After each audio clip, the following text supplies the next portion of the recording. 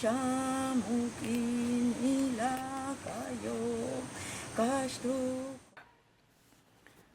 to the sign of Ach, of the Skywalker, of the reed, of the Quetzalcoatl, of the soul, of the spirit of the person that tries to join sky and earth.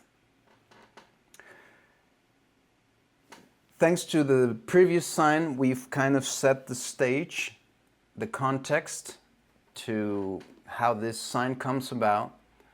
So if you're just catching up now, if you're starting this sign, I would recommend doing everything in a sequence and checking out the sign previous to this, where I put this sign in the context with the previous one. Okay, that's very important, so I don't go over all that again. This is for the folks that are just starting this video, because this will be a video. And so the Ach sign is the Skywalker, so it is the complete revolution of the previous sign, the complete evolution, at least wannabe evolution of the previous sign. Because we are going to see, this is kind of the limit here, as in the sense of, well, we went through the monkey, we had the monkey, we went through the dog, so we had the mammalian consciousness, then the monkey consciousness, that's above mammalian, that can be wicked and create artifices. Then the human consciousness, and now we have the superhuman consciousness, the Lord consciousness. Now, how do we draw the Abba wheel? What does the sign, the glyph mean? This is a very simple one, and one that doesn't vary straightforward. The word straightforward is a key word. I used to draw it like this, right? And not so long ago, because I think that would look cool. But just recently, I was drawing it, and I decided to do it differently. And I chose to, instead of doing that curve, I chose to just go straight, because I'm a designer, and I've learned that too much straight lines is boring. We like curves. So I did this, and he was so pleased, and I totally felt this Nawal being, oh, that's what I like. My path needs to be straight. I like it straight. So this sign likes to be straight. So what does this mean? This symbol. So this is the path of humanity. So this is the path of the previous sign that we were talking about, which is then bound by earth. So these are the pillars of earth. And these are the pillars of the sky. Maybe you can 3D them. And of course, the pillars of the sky are not connected to the earth. So even from the symbol here, we can see that this sign attempts to join earth with sky, but just attempts, where we're not really completely earthbound, skybound. We are earthbound. We are on the ground. We are humans. We are here. Maybe a very advanced Nawal can transform his energy, and then that would be a different story. But for now, we're going to focus on people and days that are not yet there, and hence they want to reach the sky, and they understand too that they're not in the sky. Straightforward. So if we look at so that's the Kaaba wheel. It doesn't have many more variations to that. Here, even a simpler representation of that. Let's put my face here. And the Mexica version, we're going to see nicely tied and bundled reeds or canes. Any type of plant, and so it's very symbolic of the plant, or the plant. Almost this plant symbolizes this sign. Let's go back into the board, because I want to draw a little bit these plants that symbolize this sign. I mean, just the plant itself. What plant is this? So if I draw this and I say this is a plant, what plant do you think it is? Can somebody write something? If you come up with an idea, what plant is this? If I just draw this and I say it's a plant, what plant is it? Cane. Cane, yeah? Cane, bamboo. Any type of... So it's pretty interesting that nature has this type of plant that is peculiar, that likes to be hollow inside, that has sections to it, and that likes to grow very straight, and that has just amazing properties, right? So it's by far the best construction material there is, and you should know that in Americas, in North and South America, a little more in South America, there are more species of bamboo-like plants in South America than there is in North America. But there are also native, so like the Chinese bamboo, even if it's grown everywhere, it doesn't mean that here we have versions of different types of bamboo-like plants.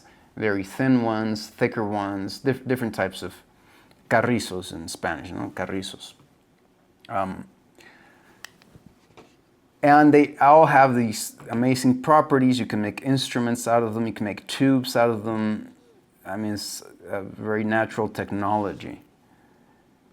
And one of the best construction materials. And specifically then the sugar plant, the sugar cane. Now, sugar cane plant, as I understand, and I don't know if I'm wrong, but I think I'm right, it's not from the Americas, okay? But if somebody knows, let me know. So, as I understand, the sugarcane plant is not from here. But as soon as it was brought here, it became a big thing amongst the natives, and even because sugar became a big thing for the whole world, and the world's sugar factory was Cuba, or at least America's sugar factory was Cuba. But then I understand that many places, the Spanish colonies had, or the New Spain, or one of the different versions of the new territories of Spain, grew huge sugarcane plantations everywhere, and it became a story, quite a long story to tell, because then this would become sugar. So like a really powerful thing, an important, I believe, food. I mean, not sugar itself, not refined sugar, but sweetness, right? Like, be it from plants, from fruits, from honey.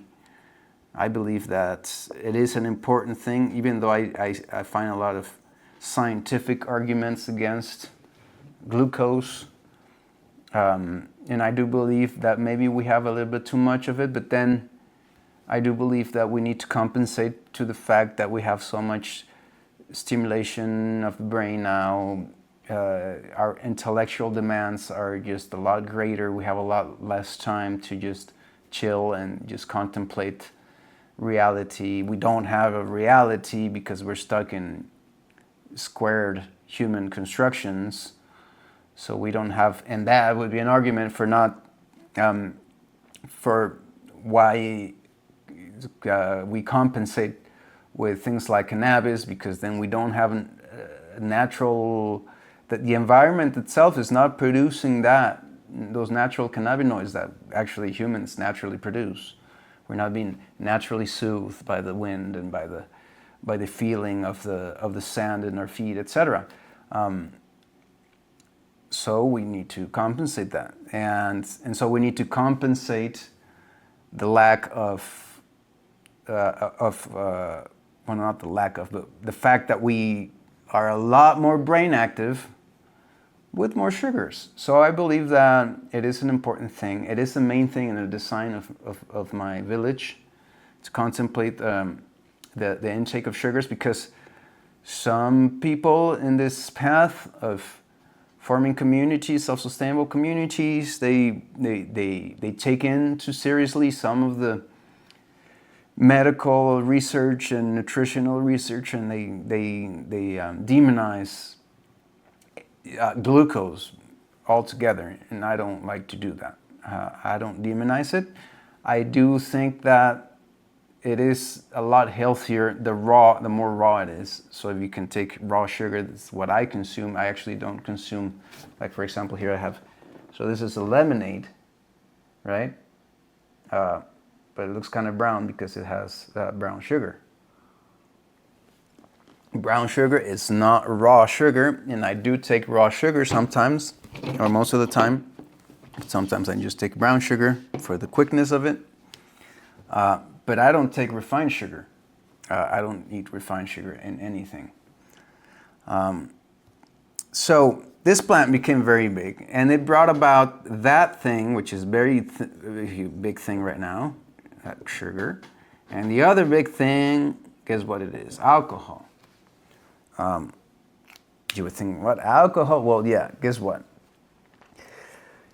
Everybody out there, all you guys, probably, when you think of liquor, of distilled alcohol, well, you have had the privilege of having had access to nicer things as far as liquors, and even Mexicans, where they have the mezcal and tequila and very good distilled.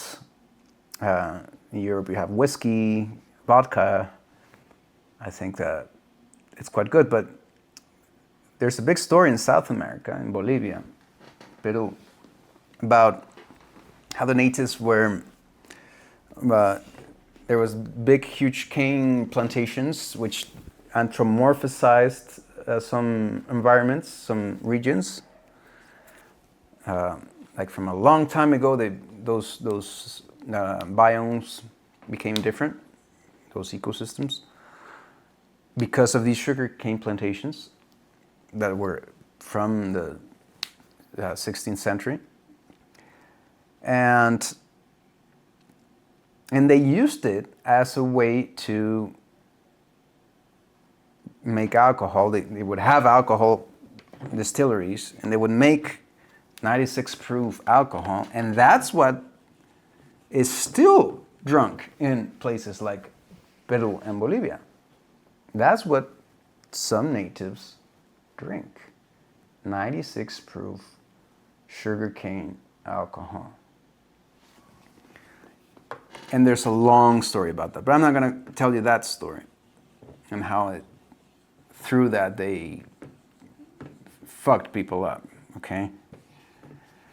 But it all brings us to this relationship of the Masewali and the Acatl. And we can go deep into the philosophical ponderings of that relationship. It's all so relevant for this sign. But we need to kind of leave that for some advanced workshop, because we don't have that much time. We need to cover everything else that there is to cover about this sign. So here's some very important symbols. So this is why I brought about the sugarcane, because even if we didn't have sugarcane as such before the Spanish came, as far as I understand, maybe I'm wrong. Then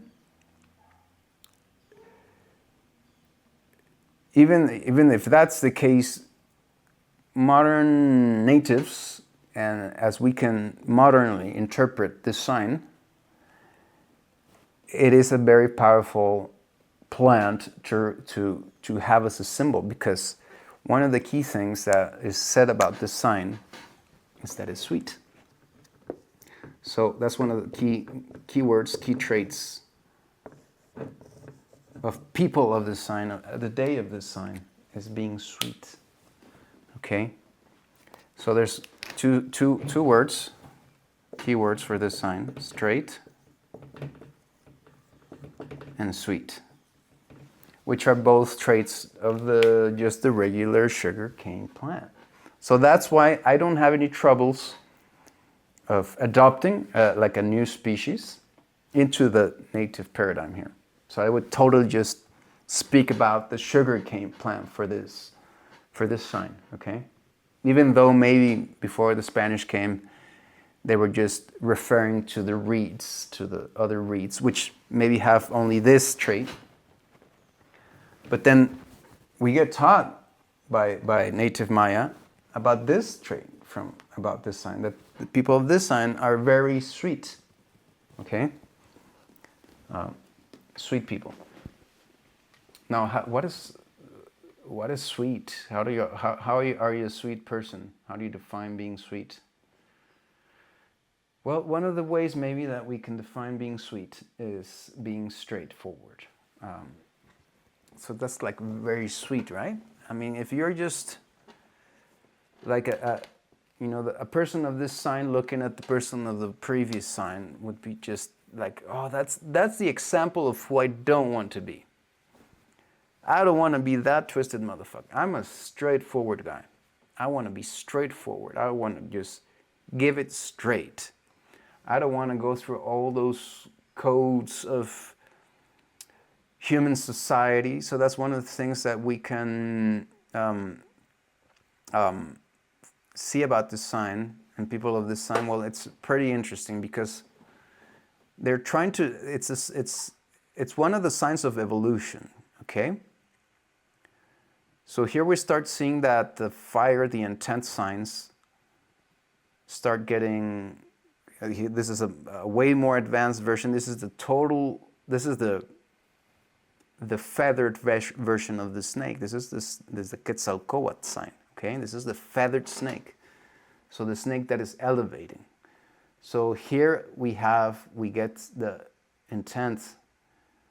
The intent gets the consciousness from the from the last consciousness sign, that we need to evolve, that we need to do better, this curvy path that we've had as humanity it needs improvement. We need to grow from it.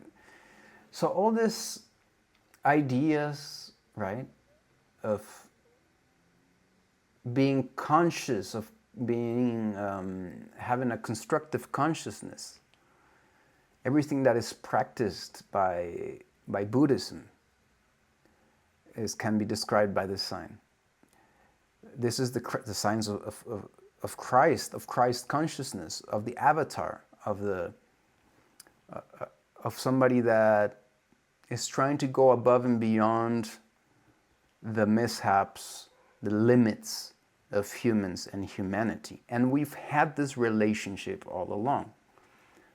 It's not that we are just humans and we would want to be this. No, we have been this too. Humanity has been all along influenced and educated and fed by the superhuman consciousness, by the enlightened, illuminated human. Okay, this is what this sign represents and stands for. The person, the consciousness that tries to bring us closer to the sky. Okay? Now, in the attempt to do this, a person of this sign tries to cut many of those curves, many of those social constructs, many of the, and this is a necessary thing. How many of our social codes are obsolete? How many of our social, because that's what we've experienced, that's what has been built as a tradition. So the S sign is like all that construct, all that long path that was laid out.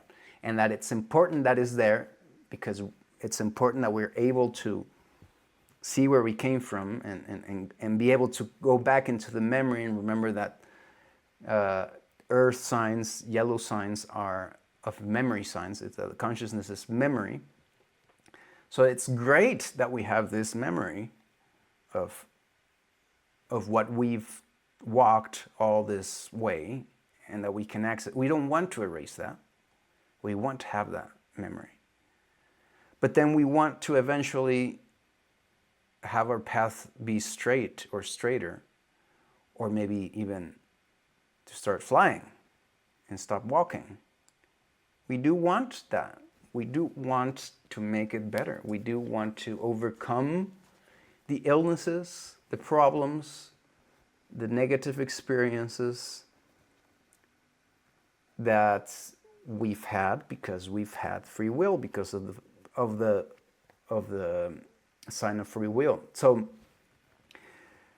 when you allow yourself to use these signs for this type of meditations, for this type of philosophical examinations of humanity and history and etc., it becomes a powerful tool, as I've been saying with other signs. A very powerful tool. So I'm inviting you to see it like that, and not just, oh, this is just a sign for people and for a day, and it's all just it's all more infantile, right? No, this is deep stuff. With this with this code, we can really unravel a whole lot of stuff, and we can, and it is not.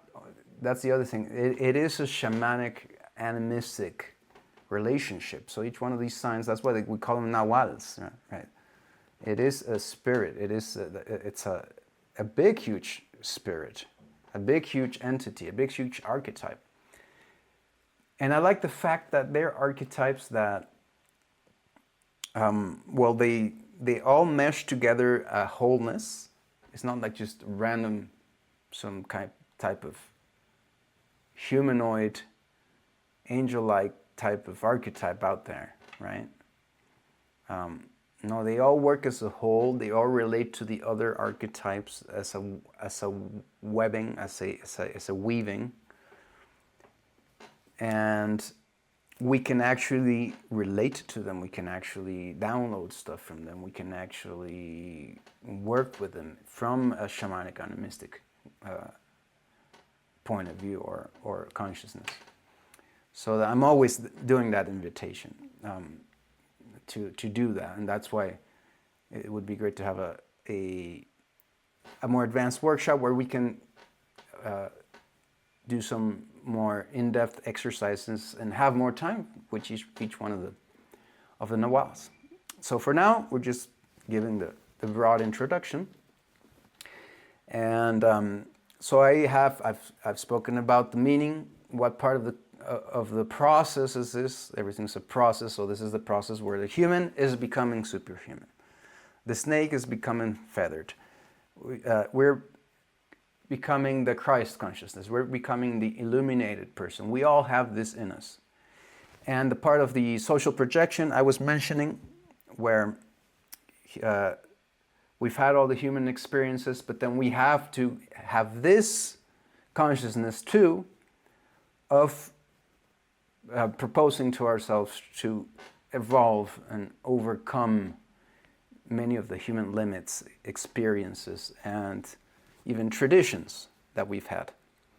So that's where the social projection of this sign comes, where it is trying to straighten up the path of humanity as in the codes of human relationships and human society. And that's what Acatl, Topiltzin the Avatar, did, right? He did become the actual king of Tola. He did become the main influencer to a lot of people in the civilizations here in Mesoamerica. Okay? So, illumination, and check this out, becoming illuminated, it's only worthwhile if you are sharing it with everybody else, if you're using it on the best interest of the others, no? Because you could become illuminated yourself and just go out there in some mountain, and is that really being illuminated? If you're not helping the rest of humans, if you're not doing, using your illumination, your powers, whatever it is being illuminated is, if you're not using that to make society better, to help others, that's what Christ did, right? Christ could have gone and had fun, or just be illuminated somewhere and become a sun or whatever, or a star, I don't know. But he didn't choose to do that. He chose to enter on top of a donkey and show the world, fuck the king, because that's why I believe is the true message of Jesus, is fuck the king, right? Wow, 5 minutes, okay. So, that speaks already a lot about this sign. So the people of this sign, no, we're going to have to continue in another session, because we cannot just cut you off, like this, right?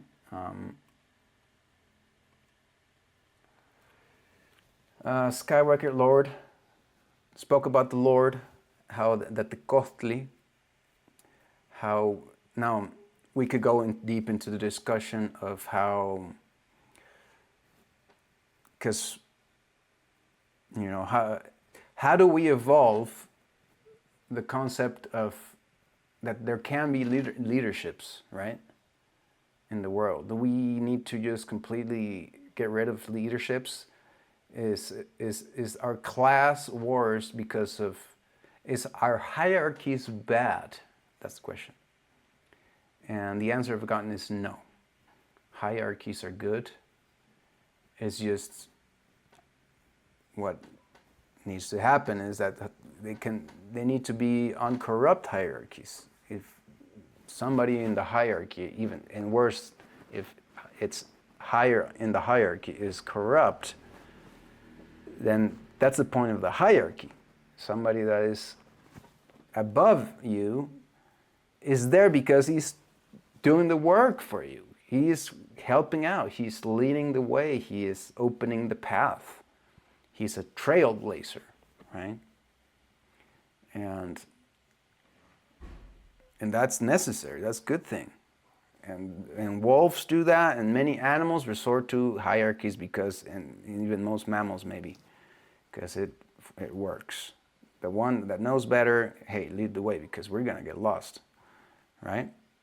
So, but then that can become corrupt. And then I guess we will finish the Ach on the next session, so that we can speak a little bit more, because we have to mention that it has the sacred knowledge of sex. Ooh. That they are perfectionists. I want to speak my words, because I happen to look up to this sign a lot. It's one of my affinity signs, but then there's a part of me that thinks that people of this sign are they get to me. I mean, in the sense of you're kind of hollow. You can see that sometimes with people of this sign. It can be very shellish, and the appearances, they look illuminated, but if you look at the inside, it's kind of hollow. But then that's just an opinion. So a little bit more to see for this sign. Let's just say goodbye for now, and before you just get badly cut by by this. And I'll just title next class with the next two signs. We'll go through the next two signs. I'll just kind of finish a little bit of what's pending for this sign and still do two signs for in the next class. And I hope we get time for everything. A hard shell of the armadillo. Oh, how does Acatl do this? Please, that's a really good question. And with the time you'll give me for the next class, I'll be better off answering that, because I haven't even pondered that much, except that when I was little, there was a little armadillo.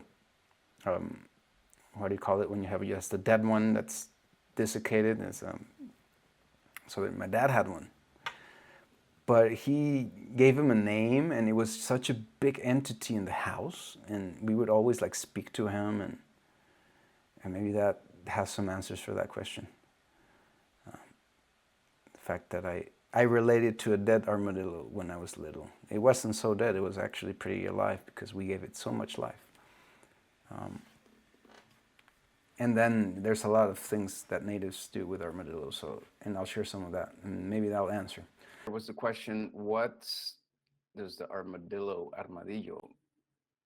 mean? And I was thinking about that. And I'd like to, I don't have a studied answer. So there's I like my experience, to share my experience, where as a little kid, I shared time with an armadillo, desiccated one. But it had a name. I don't remember the name. I wish I remembered the name. And it was just this really interesting entity. So in the dance that I practice, the Mexica dance, some of the conchas, the string instruments, are also made with the shell of an armadillo. And it said that it's the shell that gathers energies that and that protects you, and that represents old age. Now, I think it's relevant to this sign, because if we look at this image I chose for this sign, we see a very, very deified person. So this is a sign that represents how humans have a natural tendency, a natural trait to want to become divine, become gods. This is the sign of the demigod, the sign of the human being that seeks to evolve and that seeks to overcome its natural limits that we saw on the previous sign.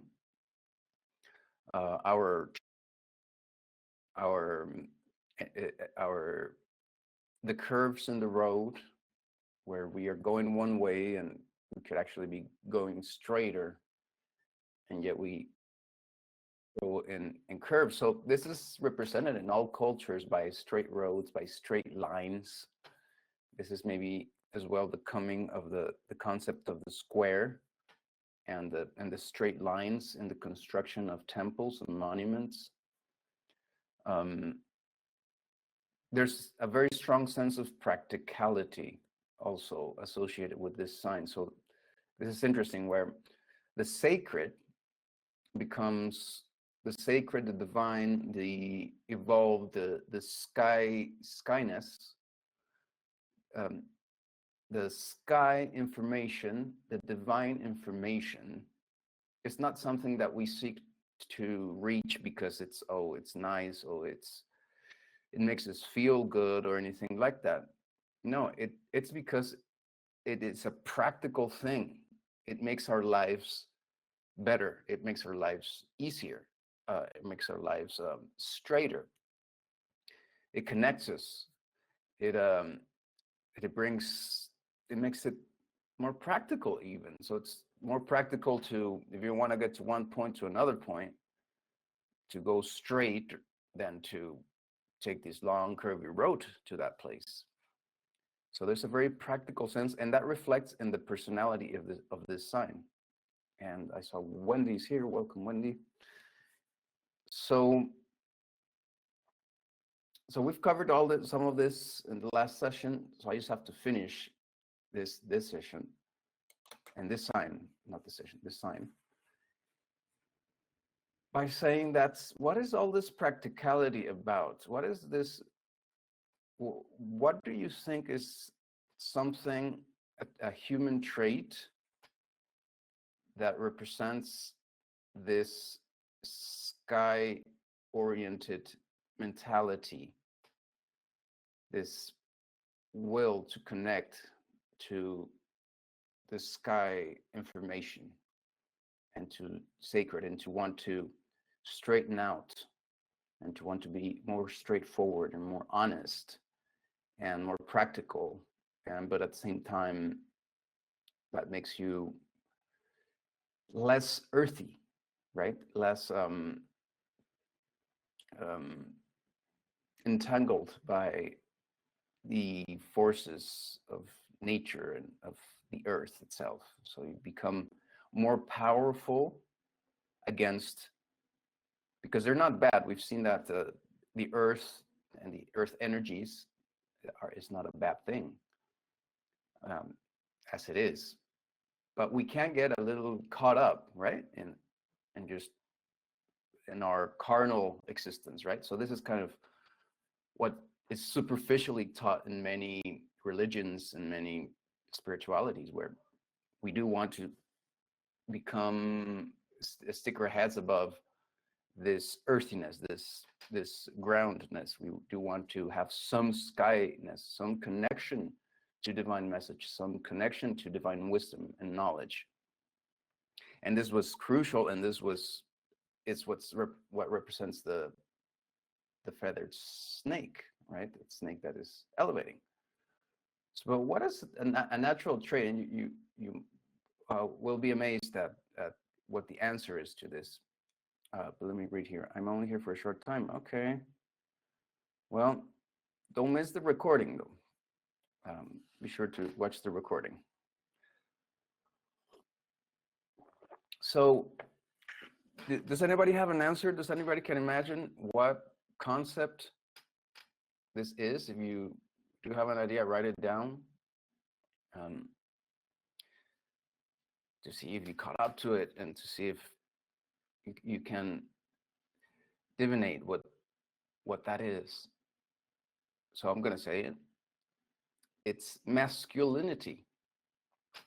So this is the sign that represents masculinity. So there's a lot more to develop on that and to study, and that's for when we have more time, when we can get into an advanced workshop about this, because there's so much more to see. And so, for example, to analyze, why does masculinity come at a 13 level stage, right? Why isn't it on the first sign, right? So this sign represents masculinity as a whole. So this is the sign of masculinity, okay? So all these traits that we've seen of wanting to reach the sky, of wanting to be very straightforward, very honest, very practical, these are all masculine traits. Wanting to be a perfectionist, wanting to have higher knowledge, an elevated state of being, masters of wisdom, you know, what do you call it? Man talk. What is it called? Yeah, man talk, I think. Mansplaining. There you go. Mansplaining.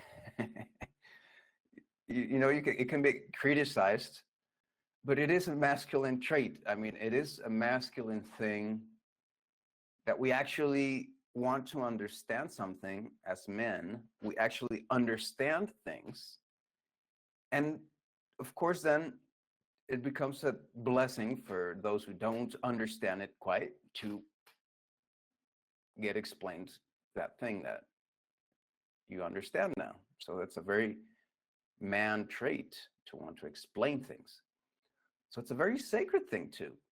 And in the Mesoamerican world, the both sexes, but now that we're in this one, this sex, masculine sex, was revered as a very, very holy thing. It was a very sacred thing, just masculinity in itself. And then we see a lot of images throughout Mesoamerica. I wish I could put some here, where there's many ceramics, sculptures of sexual poses and sexual activity.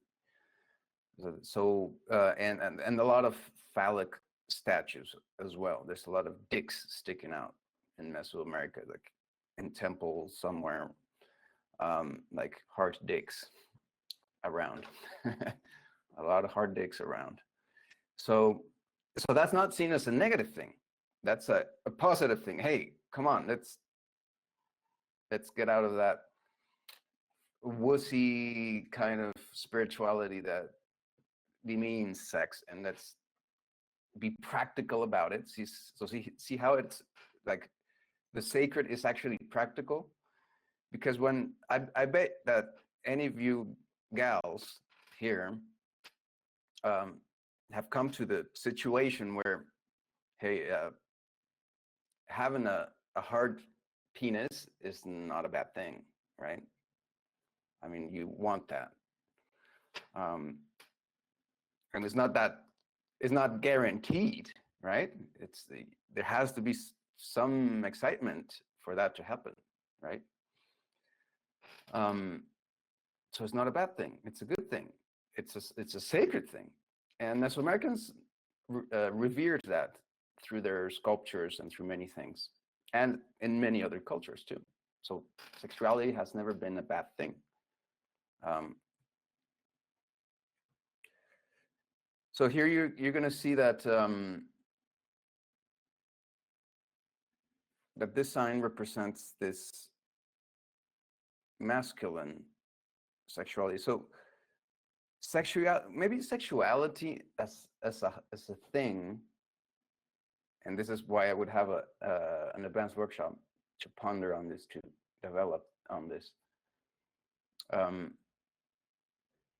You know, this feminine sexuality is very receptive. So it's a pretty simple thing, right? You have giving and receiving, right? Active and passive, right? So that's kind of the common trait of genders and sexuality. So I guess that the desire, the intent to have sex is then a masculine thing. So in a feminine, I mean, of course, women also have a desire to have sex, right? But kind of the sexual trait of the feminine is to be passive about it, subjective about it. Okay, I want it if you want it, okay? But you're not actively like, okay, I gotta go out and get me laid. That's something men do, right? And more than that, more than they are willing to admit. They go out there just to get, you know, they want to get laid. Hello, Jewel, welcome. We're right in the kinky stuff. So in a way, Ach and masculine energy represents the sexual willpower, okay? And it's interesting to see that the sexual willpower, I know something called me, sexual willpower is something that that is masculine as such, that outwardly projected desire to reach sexual pleasure or sexual divinity, because you can get into those things where pleasure. So this requires an advanced workshop that I've been working on for so long. That's one of the things I've been researching so much, and I get to writing something and then I just trash it because I find something that just deconstructs everything that I had just understood. So I'm not quite there even myself there yet. on really getting to the bottom of how I would teach a sacred sexuality, about sacred sexuality. There's a lot I can already share, but in this constructing relationships, it's just so complex because it involves, because sexuality then becomes the bond of men and women. It becomes the glue that keeps love relationships together. And yeah, I will I will teach a class on sexual, but this is important to have first. That's why I'm doing this class first and recording this, because it's, and that's one of the things that's even taught in other lines where, and that would need to be taught in sacred and in a sacred sexuality, where you want to have first a cosmological basis, right? You want to have and there's this word kaba of the Merkaba. So it's supposedly ka is the mind energy, the wise energy, or the wisdom or the knowledge, and then the ba is the tantric sexual energy. So you want to first have the ka awakened. You first want to have your mind awakened. You first want to have the right information before you awaken the sacred snake, the sacred sexuality, your kundalini, before you elevate the kundalini, right? So that's what this sign kind of studies and tries to do and tries to teach. So some other things I quickly want to get out of for this sign is, how do you tell a person that is of this sign? Well, you can tell by how hard they try on being sacred. And you can have kind of two sides. You can have the purist kind of person, where they're very strict on what they eat, what they don't eat, how they act, what they do, what they don't do. They're they have a very, very clean kind of path, right? They're very purist. They like keeping certain purities. And then you'll find other and I've seen more men on this side, that they're not into purism. They understand that purism is not really that much of a sacred thing, or it's not necessarily the path to elevate to the sky. So they don't have that. And then, of course, then they become a little too dirty in their ways. They become too rough sometimes, too hurt too, because this energy, this energy, we've seen that it's sweet, and it tries to be straight, it tries to be straightforward. But then we live in a world that is not really that straightforward. And this time, in this age of this humanity right now, it's a hard time to be an person. So an person is going to be, he either has to kind of create these barriers, and there's the armadillo again, this shells. It's like, okay, I'm closing this, I'm going into my shell, and that's where I can be myself, and I can be safe. Or they allow themselves to go out into the world and be part of the world and get dirty in the world, and they become very kind of hurt sometimes, and they carry too many things, and too many energies get attached to them. But that's kind of the trait of the okay? So that's one of the ways to spot them, to spot these type of that are not in the shells, that are not purists. They physically cling a lot of things onto them. So they'll be looking to have a lot of tattoos or something on their head. That's the most amazing thing.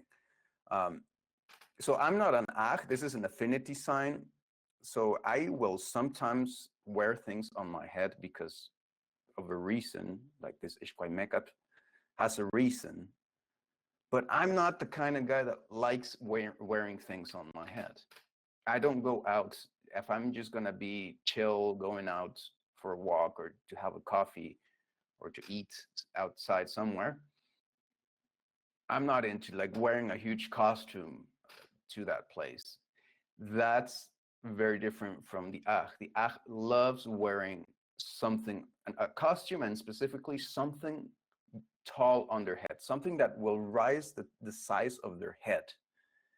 So if it's not a hat, or if it's not rastas, or if it's not something, it's going to be the hair itself. You're going to notice that they like having the hair kind of very standing up, or a big copete, I forgot in English, the thing on the head, on the front of the hair, or maybe just something like big thing on the hair, or the side, tying the hair on the side, or something that just sticks out, which is very different from me. I like my head being round, and not the Ach. The Ach don't like to have the head round. They like to have stuff sticking out of their head. So that's a very interesting trait. Keep that in mind when you start reading people. Remember that, and write down and check that out. And that's the point of the workshop too, to actually write down, okay, so in fact, yes, out of this many Ach people I've read and met, all of these meet this thing where they actually wear things on their head. Okay, that's very, very interesting thing, and a way to spot the Ach people. I'm very, very closely related to Ach people, as I have a half sister that is an Ach, and one of my kids, my masculine, my boy, is a 2 Ach sign. So I am very, very familiar with the Ach sign. And I did say in the last session that it's supposed to be an affinity sign to me, but then it's sometimes not that. I don't have a great relationship with Ach people. I mean, of course, that does not include my son. It does include my sister, because my sister, we don't have a relationship at all, because she is so much into her armadillo, into her shell, into her buried place in the world, and she's just completely closed to even opening up to something moving her, right? And I'm a big mover. I'm the kind of guy that is here to break shells. So she doesn't like my energy at all, so we don't speak. And my son, I think he profits a lot from my energy, because the 2 Ach is a very, very sensitive 2 Ach. And there's a story about that. I wish I could have time to share that, about the Acatl. There's a myth called the Acatl, the two Ach. And it speaks about how the guacamole, the sweet potato, came about. So it's a beautiful story, and I'll probably write it somewhere. You'll find it in one of the websites. So eventually, it's not yet written, but I will share it, because it's a beautiful story, and it speaks of just this profound sweetness that is found in all man. Really, it's like in all man you can find this sweetness, this very, very unique sweetness, the sweetness of actually like honestly wanting to be straightforward and honest, which is not the feminine trait.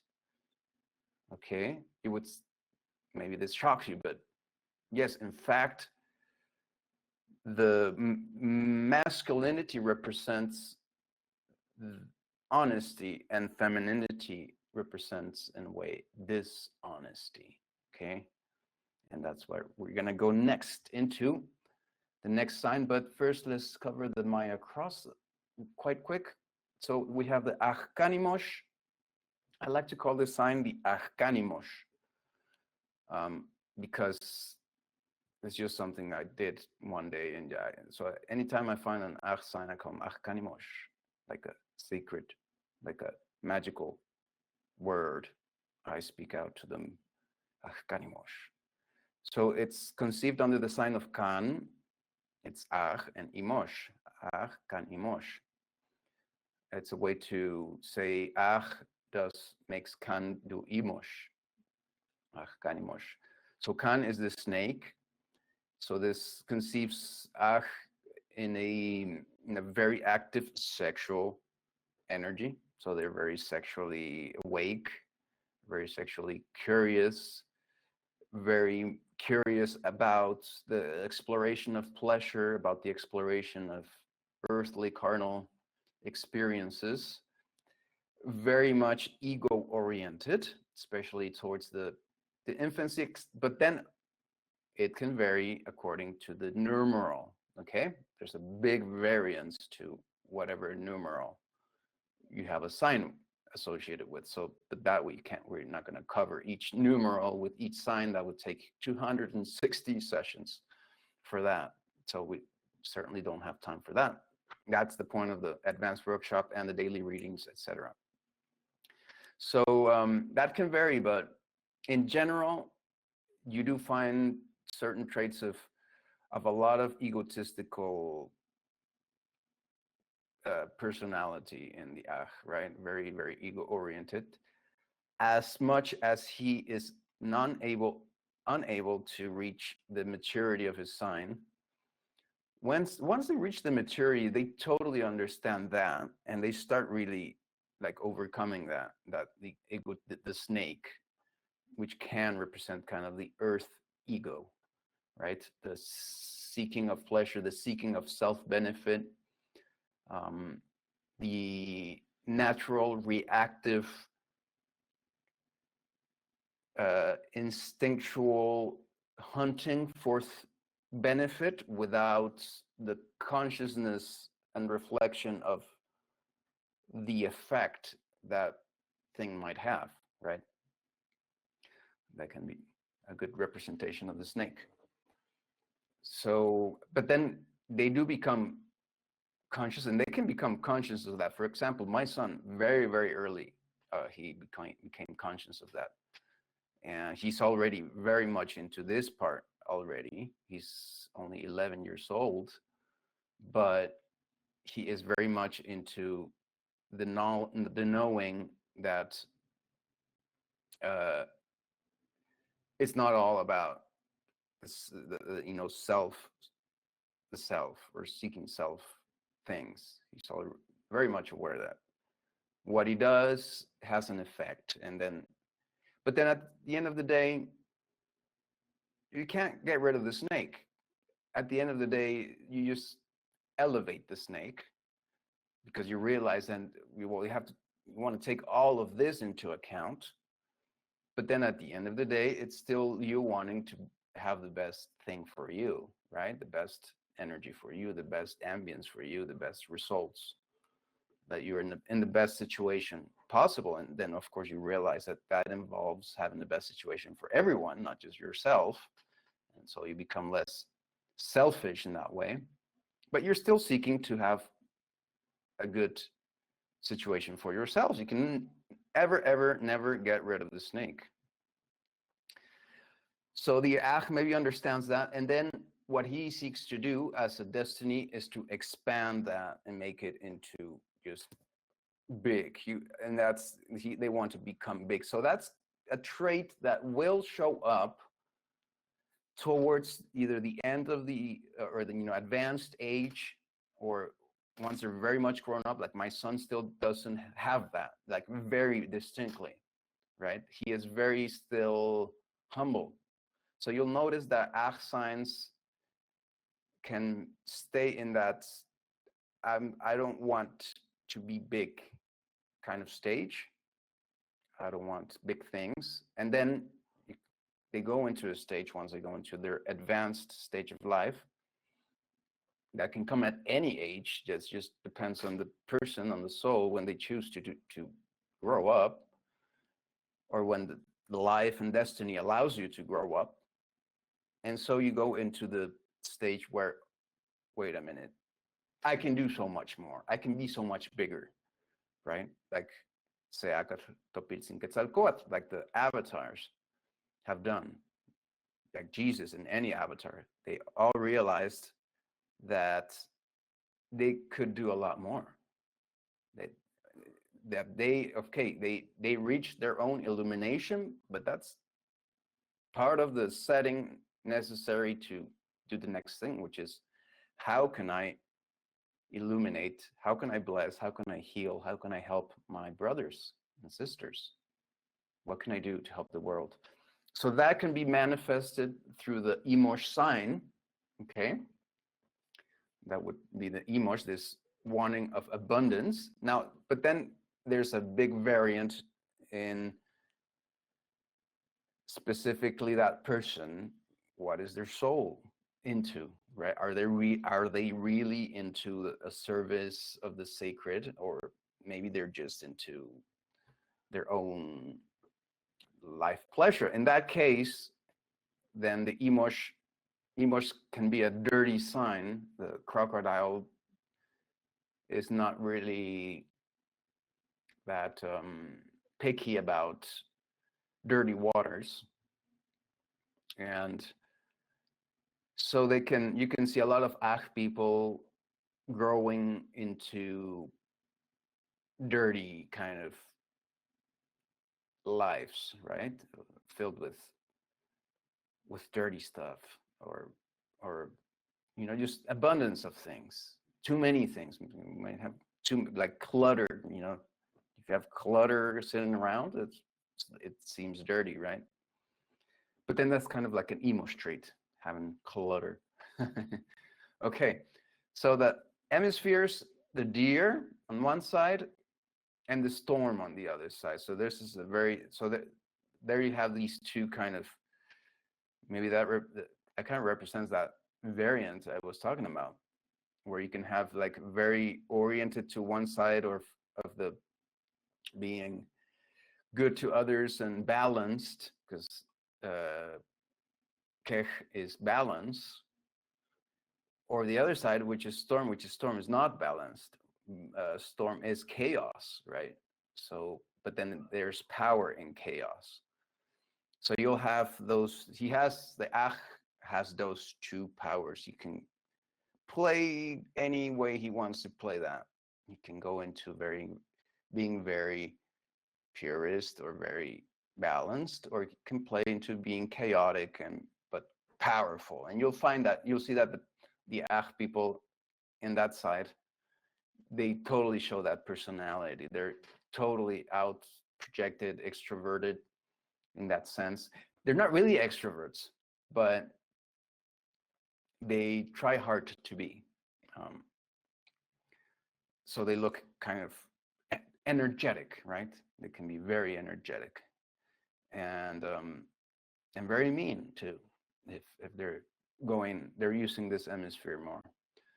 So affinity signs, the carriers of the year carriers, the responsible signs, the signs that have a responsibility to illuminate, to help, to guide, to seed, to transform the rest, or the whole of the signs, or the whole Cholkich, or the whole universe. So they can be very intense. They can all have the weakness of addiction.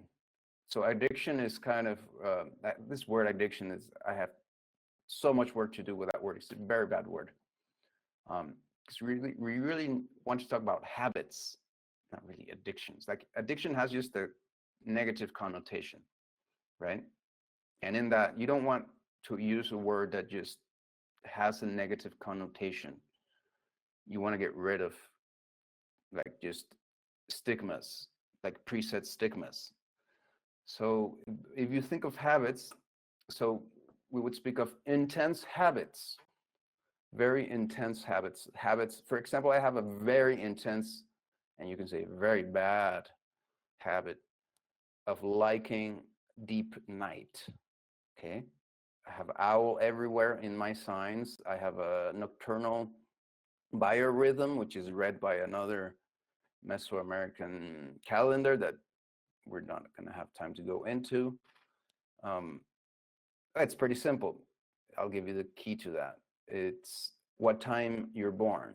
So the time you're born in this Mesoamerican cycle or calendar determines what time of the day or night your energy is at its highest. It's pretty simple. I was born at 9:51 at night. So that means that's the time my energy is at the top.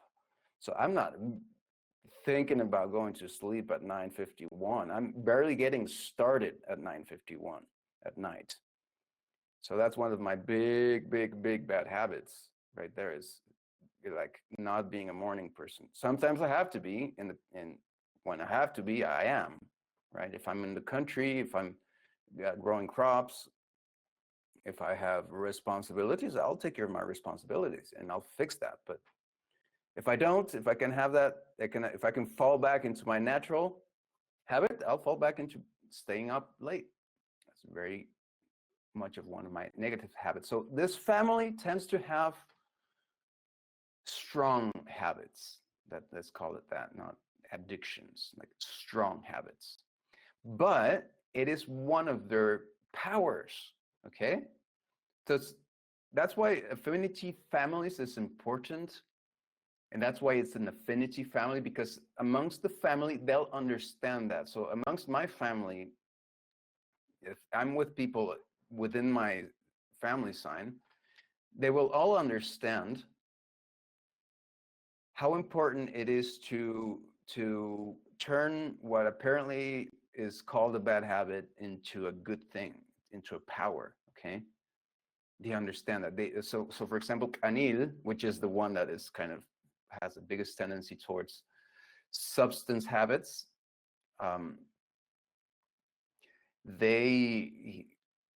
that sign understands that it is to reach sometimes geniality and creativity, right? It is a way to reach great things sometimes. Like, I mean, the greatest artists, they weren't all balanced and had everything straight in their lives. No, they went into very extreme kind of corners of different bad habits, if you want to call them. But that's what allowed them to reach that greatness in their artwork. So you're going to notice that. So Jeshua is nocturnal, and it helps build your business. See, yeah. So that's one of the things that can be criticized from the point of balance, and from the family of the Kech, right, where you have Eek and you have all the nice guys and the cycles, and everybody's very natural, and they can be like, so that's why it's important to keep that in mind when you have relationships. Don't think that you can't have a relationship. That's wrong, okay? That's one of the things I had to trash in my writing about relationships and sexuality, because I was writing, okay, yeah, you want to keep relationships inside of this circle, and no, that's complete bullshit, because life will bring you balance in that sense. It might be that you get, as a partner, you get somebody that is not of the family of affinity, and that helps you bring this balance, right?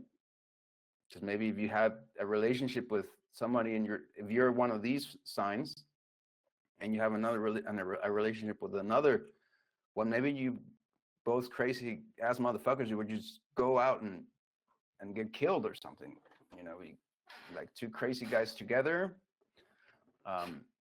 Maybe it is important to have the balance brought by somebody that's not of this family, right? I guess balance could be reached anyways. I'm not saying that you can't have a relationship with someone in this family. I guess it is a good thing too.